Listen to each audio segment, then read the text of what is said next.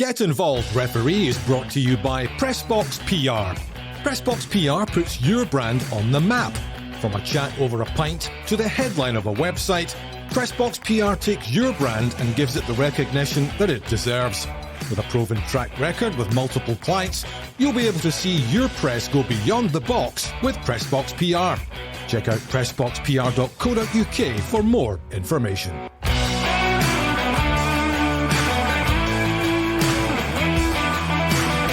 Hello and welcome to Get Involved Referee with Steve Conroy, Des Roach and myself, Lindsay Heron.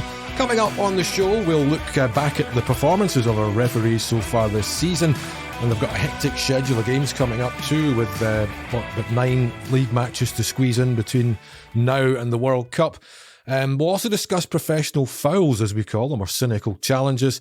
And we'll take a look back at the infamous referee strike back in 2010, which, Steve, I know you were heavily involved in. But let's kick off then, if you don't mind, on the cynical challenge, taking the man out, taking one for the team. The reason, again, I bring it up is it happened again for Scotland on last Wednesday night in the Ukraine game. Shea Adams just brutally taken out of the play and has... The man who conducted the foul, or the tackle, if you want to call it that, only got a yellow card. Yep, then there's been a few, certainly in the past few weeks, that we've discussed here. And the one on Wednesday, and the outcomes of some of them, we've sent them off, we've booked them, things have been overturned and changed, so we don't know exactly where we are. The one on Wednesday last week, I was happy with a yellow card for the foul, but perfectly happy to accept that other people think it was a red instead for denying a clear goal scoring opportunity. I didn't think so, but yeah, we're having discussions. Is it maybe something that you have an individual or a separate sanction for? Because that one, the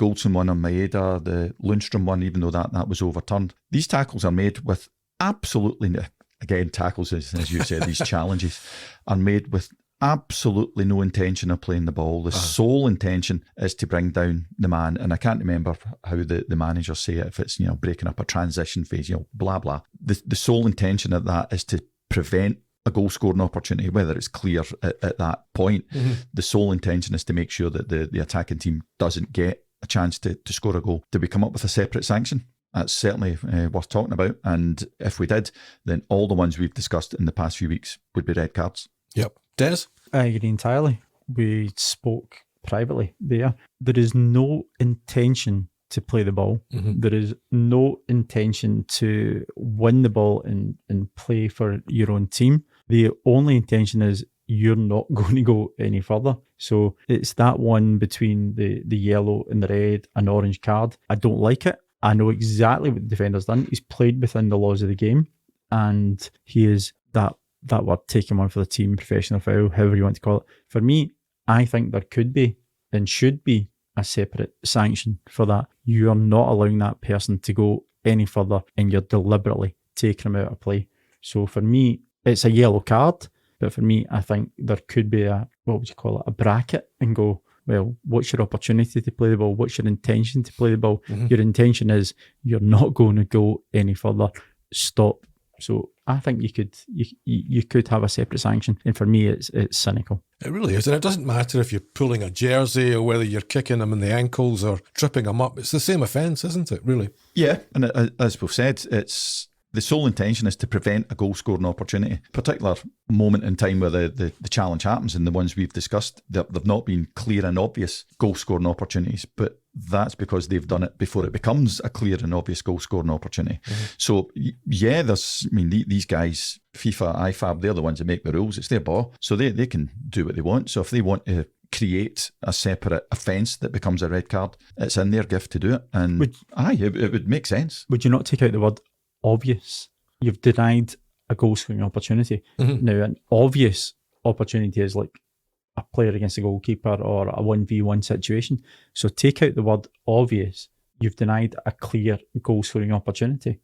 Again, thinking back in some of the challenges, at the points where they've been made, it's not been a clear, at that point, it's not been a clear opportunity. But that's because they've intervened before the players have had a chance to make it a clear. Yeah, to take that away. So their wording, and my God, they make a career out of debating 1 and 2 words in the whole book. Can you imagine you having to read through an app and working out clear and obvious Oh, opportunity. my God, it'd be through a window. But yeah, it's not beyond their capability to come up with a choice of words that says if you make a challenge with the sole intention of stopping the opposing team getting away and scoring, then I'd be that's happy a with red that. card. Yeah. It seems to me it's the only thing left in the game that isn't punishable equitably, if you know what I mean. You know, a player's allowed to just basically take someone else out, have no attempt to play the ball, and yet they get away with a yellow. It just seems an archaic rule to me.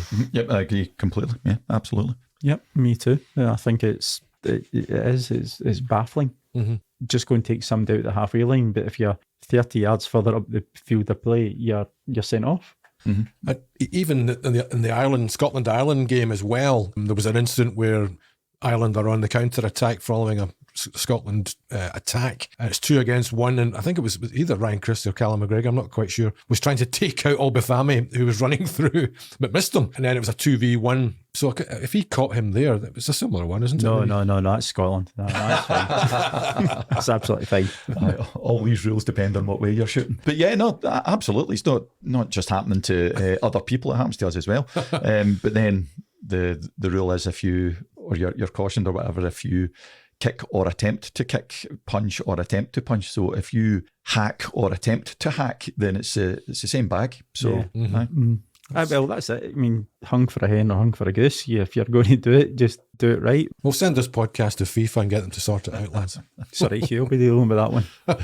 So, like we say, that it's been quite prevalent, this type of offence in the first sort of 7 weeks of the season. So the refs have, got to try and manage that situation, which hasn't been easy. How would you say the guys have been performing so far, and who would you say have been the best performers? Outstanding so far has been Nick Walsh by a country mile. Very impressed with some of the young bucks that are coming through. We've been at variance a couple of times with David Dickinson, but he is certainly showing that he is capable. He's one for the future. And even young Matthew that we've been talking about in the past couple of weeks. And fair play to the SFA, they're widening the pool. There's a phrase you don't hear from me very often, fair play to them. They are widening the pool, and it's up to these young guys. If they're given the chance, then they have to grasp it. So I think overall, things have been fine. We've had a couple of discussions about maybe not particularly great games, but in the grand scheme of things, I think we've been doing all right. The one ref that hasn't had a game yet, though, out of all the sort of top group ones, is Andrew Dallas. I haven't seen him yet. Just wonder why that was. Nope, we haven't seen him. And some of the I can't remember the official name for the group. The group of the up and comers have started getting games ahead of Andrew. Presumably, if he's on the list, then he's passed all the fitness requirements leading up to the season. But I certainly haven't heard anything, so speaking out of ignorance, but the only assumption would be that he's got an injury. Can't think of anything else. Yeah, no, to go back to the previous question regarding the young guys coming through, I think it's absolutely refreshing to see different names on different games weekly. Now, I'll go back to Steve's days. There was you could always expect Conroy, Dallas, Clark, Murray, Thompson, Dougal. You could expect these guys on the top games all the time. Yep. But how do you refresh that? So at this moment in time, from looking at it, it is being refreshed. And it's great. Young Matthew McDermott is doing absolutely fantastic. Nick and Kevin and Don are almost they're your staple. But you've got David Dickinson coming through. You've got Craig Napier coming through. You've got these younger names coming through, which has to happen. It's like a football team. Yeah. You can't play with 36, 37-year-olds all the time. You've got to bring through the youth product. So that's great. I think David Dickinson, I know we spoke last week regarding the Hibernian incident. I don't hold him culpable for that at all. No. Absolutely not. And I think he will go on. I think Matthew will go on. And we're just looking for the next surge coming through, which is great. Regarding Andrew Dallas, again, with Stephen, I don't know anything personally. I got on with Andrew when we worked together. I can only assume there's an injury or something there, but why would you not have an ex-FIFA referee who's part of the top group? Why would you not have an officiating? So there must be something there that we don't know about, and I hope everything's okay. No, for sure. And I can't let that go, David Dickinson. You guys last week quite vociferously saying that, Jim Goodwin is not the man who should be in trouble over the post-match comments regarding that Hibs Aberdeen situation. In fact, it should have been Lee Johnson. But now, lo and behold, the Aberdeen manager's been hauled up on 2 charges, Steve. Well, that's what we said last week. Yeah, he came out and was factually correct in saying that the referee was conned. I don't think that you can say anything otherwise. And I know we were getting lambasted from certain quarters. But in my opinion, clearly the Hibs player cheated and his manager condoned it. And we don't hear a word. It's madness. Well, I agree entirely. I don't think we'll be invited for a pint down the Leith at any point. But I just don't understand. Okay, they're bringing Jim Goodwin in. And they're going to obviously speak to him, and he'll get a ban. But that clip that we shared amongst ourselves, the Hibernian manager said, our good play got a player sent off. Yeah. To me, am I wrong? Am I 3,000 miles away? I just think that's preposterous. It'll be interesting to see what the SFA say when Jim goes down for his trial in front of them. I mean, will they show the incident and will Jim say, well, look, there it is there? If they do that, then they're on very, very shaky ground, because I don't think Jim wants, I'll send them the clip. He might have access to it. I'm fairly sure he's got a copy. They'll be on very, very shaky territory, because what did he do wrong? He called the incident right and quite rightly said the referee was conned. Yeah, well, it's October the 6th. He's up in front of them, so we'll see what happens there for Jim. But yeah, no doubt they'll smack his wrist and ban him from the touchline for a couple of games. And Lee Johnson just carries on. He just sails on. Scot-free. Yeah, interesting. Just talking about the refs again, yeah, obviously hectic schedule coming up, the Premiership back at the weekend, of course. And, well, you've got to squeeze in all these matches between now and the 12th of November when it all shuts down for the World Cup that we're not going to. Oh, yeah, another one. The refs, I mean, will that make it more difficult? Will they have to sort of, decide who gets what game, or will they, rest a couple of refs? Like, the players are going to have to be arrested, aren't they? Yeah, they'll have to get through all this. You can't, and again, thank God they've extended the pool. You couldn't do all these games and have the same 4, 5, 6 people doing all the top, in inverted commas, games. It just isn't practical. Yeah. So exactly as you said, it needs to be a rotation. Everybody needs to be involved in it, because there's no way around it. If you give the same as players, if you give all the big games to all the same people, somebody's going to get hurt. So it doesn't make any sense. So they need to use as many people as they possibly can to get through this spell. Okay, then let's go back in time. Let's take you back to 2010 and one of the, sort of most explosive moments in refereeing history in Scottish football, when Steve, you and your colleagues decided enough was enough and you're going to go on strike. You're going to remove your labour. The ultimate sort of sanction, if you like. I mean, quite remarkable times. It was. Can you paint the picture, though, for people who weren't really around at that time, what the real grievances were? It's maybe hard from this distance to get across quite what was happening back then. It was nuts. We were genuinely scared for our personal safety back then. We were convinced that somebody was going to get hurt at a game, at their work, or at home, because it was constant criticism. And it wasn't just criticism. Conroy got it wrong again. It was personal insults. It was personal threats a lot of the time.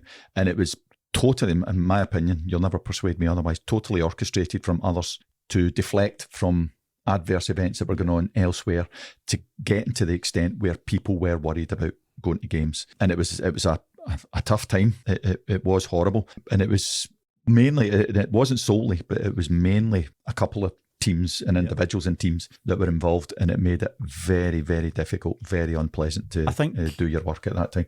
I think take away the refereeing side of it. Steve and I are big enough and ugly enough, and I was only fresh into the pool at that time.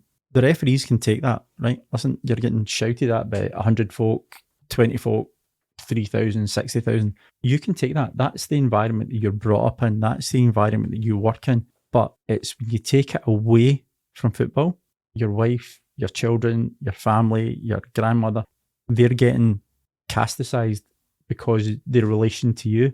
That's the wider growth. It's not me. It's not Steve. If I make a bad decision, blimmin' hell, you just get on with it. Get on with it, yeah. But it's the wider people that it affects. And as I say, I was only new into it at that time, but Steve was involved very heavily. You were secretary at that moment in time for the Referees Association that we had. But I could see how it could affect other people. It doesn't affect me. Does it affect my wife? Does it affect my children? Does it affect Steve's wife? his children. That's the people that had to be defended, not particularly just us. No, and there was genuine heartfelt fear that something was going to happen either to us or the family, and it wasn't helped by the behaviour of certain officials from certain teams, and certain teams certainly didn't help. They were condoning it and they were encouraging it, and it was horrible. Yeah. You wouldn't care to share who these certain individuals and teams were? There was a lot back then. Neil Lennon certainly wasn't a friend of referees back then, and I know we upset Hibs last week, so we'll upset Hearts this week. And Mad Vlad certainly wasn't helping things, and at all costs and at all turns, everything that maybe they did wrong was blamed personally and individually on us, and we were deliberately targeted at that time. I think that the sort of straw that broke the camel's back was the whole Dougie McDonald incident up at Tannadice, the Dundee United Celtic match, which turned into an absolute fiasco for him personally. Just to recap that for our listeners, obviously there was a penalty awarded in the game, and then Dougie McDonald changed his mind and decided not to award the penalty, but he kidded on, or he alluded to the fact he was consulting with his assistant, and when questioned about it by Neil Lennon after the game, he said it was the assistant who overruled him and asked the assistant to toe the party line, and made up this story of Dougie, it's not a penalty, and all that kind of thing. Anyway, long story short, he was proven to be a liar, and Celtic chased him relentlessly to the extent he eventually quit the game. So it was quite an explosive time at that time, Steve. Oh, it was horrible, and unfortunately Dougie didn't help, and he played into the hands of Mr. Lennon, because we just proved that we have got a vendetta against Celtic, and everything that they were saying about us was correct. I know for a fact he regrets, and some of the conversations and the interviews that he had afterwards just put fuel to the fire. Didn't help. But I know for a fact he bitterly regrets it. But so does the assistant who was involved in getting embroiled into it through no fault of his own. So it didn't help. I don't think that was that wasn't the ultimate cause for withdrawing our availability. It didn't help, and it was a spectacularly stupid decision on Dougie's part. Just talking about I think you guys had a meeting to discuss what you were going to do. You got to the point, breaking point, effectively. Yep. But I don't think you were anticipating the unanimity to actually withdraw your labour, were you? It wasn't unanimous, but certainly and as Des said, I was the secretary at that point of the SSFRA. Now, we knew, and it got to the stage where we couldn't go on. We couldn't keep doing what we were doing. We were not willing to put up with what we were putting up with at that point. So, and I can't remember where we were. It was one of the regular monthly or I think we were at quarterly meetings. We were at Stirling University, I think. Can't remember. But we had our meeting at the end of that meeting, and being part of the committee, we had discussions on what we do and the steps that we take if things didn't improve. Not a one of us on the committee was anticipating a vote on that Sunday to withdraw Labour. Not a one of us. Took us all by surprise, and that meeting went on for another couple of hours afterwards because we didn't know what to do. And it was it Anthony Law, who's long since chucked it. He was one of the voices in the meeting. After we had voted, it was a majority. It certainly wasn't unanimous, and it was Anthony that said, "Right, we've decided this. So, what does success look like?" There is no success. We didn't know. No, there is no success. I remember, as I said, I'd done the Junior Cup final in the June. This is November, so it was only a couple of months in, and I remember receiving a phone call on the Sunday night, and there was a script read to me saying, "Do you agree with this?"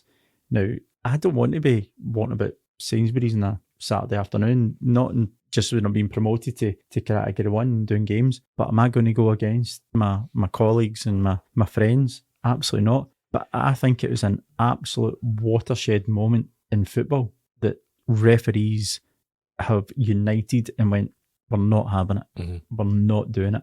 And looking back, am I proud of it? I'm proud that they stuck up for themselves, but I'm not proud that we had to have foreign referees come into our country and referee our games. And Steve and I had spoken earlier. There was it Portuguese? I think Portuguese, Spanish, but one refereeing team came in, and they didn't know the pretenses that they were coming in for. And as soon as they knew the reason that they were coming into this country, they just turned around and went, no, we're not doing it. I went back again. Put us back. And you could guarantee to 1,000,000% that the referees who'd done the games would never be criticised for that day. They were the best referees in the world. Listen, they could have missed 100 penalty kicks and red cards. They were never going to be criticised because they were seen to be the ones that were coming to fill our void, etc. But no, I think it was a very powerful moment for Scottish refereeing, and it was sad to get there because certain individuals in certain clubs and certain positions within the Scottish FA didn't back their referees. It was certainly a momentous time, but I think we could and should have done it in a much more controlled fashion. I agree. The chat leading up to it was talking about, in the current climate, you shouldn't say it, but the phrase we used was the nuclear option. Yeah. We didn't do anything leading up to that point, and the first thing that we did was to press the button. It might have come to that eventually anyway, but I don't think that we should have jumped straight into the ultimate. All right, it kind of died away after a couple of weeks, and touch wood, it's never got back to that stage since. So maybe it had the desired effect, but I just wish it had been done in a much more controlled and expected fashion. Like you say, it was a bizarre situation with foreign referees being flown in from all airts and parts, as they say. But like the main countries, the referees, like you say, decided not to do it. They were showing solidarity with their Scottish colleagues. I think there was some chaps from Israel and Luxembourg come in, and they were wanting referees to do 2 games over a weekend and trying to squeeze them in. And they were doing anything, the SFA, just to try and make sure the games were on. Yeah, no, absolutely. And if memory serves, I can't remember his name, was it Mr. Hamer? Yeah. Had an absolute howler, unspeakably bad. And personally, I had a wee smirk at that one. It was just bizarre, and you can't imagine, you sincerely can't hope that would happen again. You'd wonder, it just seems strange, doesn't it, that the referees would go on strike. But thankfully, the ramifications were that the sort of threats died down a bit, Steve. Yeah, I certainly haven't been, and everybody's seen videos of people being threatened and assaulted. We've all seen videos like that, but it certainly, again, touchwood, hasn't been anywhere near as widespread, universal as it was back then. So maybe just that couple of weeks was enough for people to pause and take stock of what was happening, and maybe the main instigators of it pulled them up short, and they realised what they'd been doing as well. Quite remarkable. Could you imagine anything like that happening again? No. One word. Definitely not. No. And do you think the landscape is better now for referees now?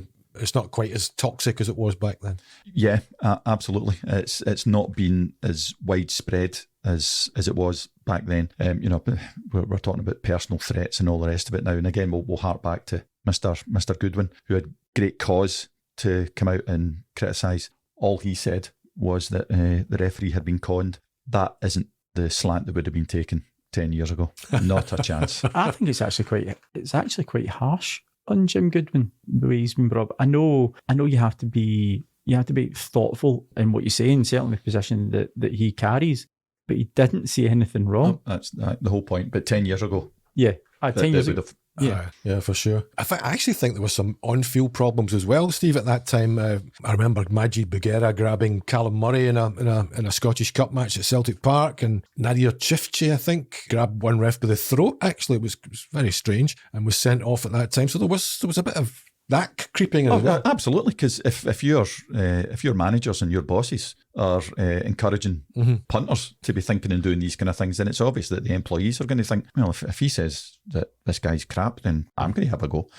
No, it was a very, very unpleasant atmosphere to be working in, and thank God that's gone. And I hope to hell it never returns, put it that way. Oh, indeed. And presumably the introduction of VAR, when it finally comes into our game, we're anticipating it in January after the World Cup. But who knows if it's going to be ready or not? We're still waiting to hear. I think it is going to cause merry hell. I really do. I think it's going to cause merry hell. People will be looking at decisions, dissecting it, getting it right, getting it wrong. It is just going to be an explosion. And we've seen how volatile it can be down in England.